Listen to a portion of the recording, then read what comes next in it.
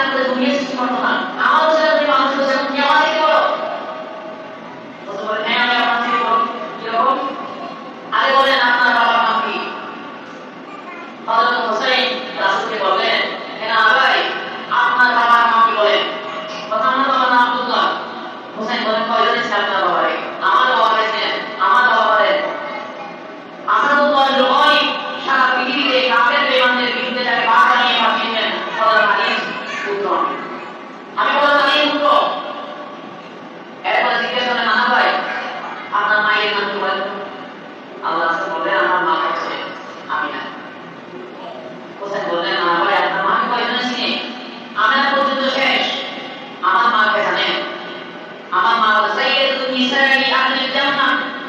সকল জান্নাতের মহিলাদের সর্দার যিনি হবেন সেই মার সন্তান আমি। এরপর বলেন আচ্ছা নানা ভাই বলেন তো আপনার নামটা কি? হোসেন জিজ্ঞেস করেন আপনার নামটা কি? আমার নাম আব্দুল ওয়াহাব। সমাজের মধ্যে জিজ্ঞেস করেন আপনার নানাকে কয়জন ছিলেন? কিন্তু আমার নানাকে জানেন? আমার নাম হচ্ছে সাইয়্যিদুল মুরসালিন। সাইয়্যিদুল মুরসালিন ফাতিমুন নবী বিশ্বনবী মুহাম্মদ রাসূলুল্লাহ সাল্লাল্লাহু আলাইহি ওয়াসাল্লাম আমার নাম। আপনি কার সাথে কথা বলেন? আপনি কার সাথে কথা বলেন না ভাই? আল্লাহর হাবিব বললেন হাসান আর হুসাইন আজকে আমি তোমাদের কাছে সেজদা করলাম। সুবহানাল্লাহ।